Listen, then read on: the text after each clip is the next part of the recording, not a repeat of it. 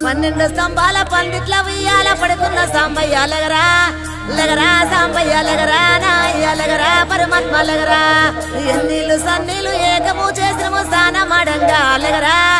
లగరా సాంబయ్య లగరా నాయ్య లగరా పరమాత్మ లగరా మల్లెలు మాలలో నీకోసం తెచ్చినము అలంకరించంగా లగరా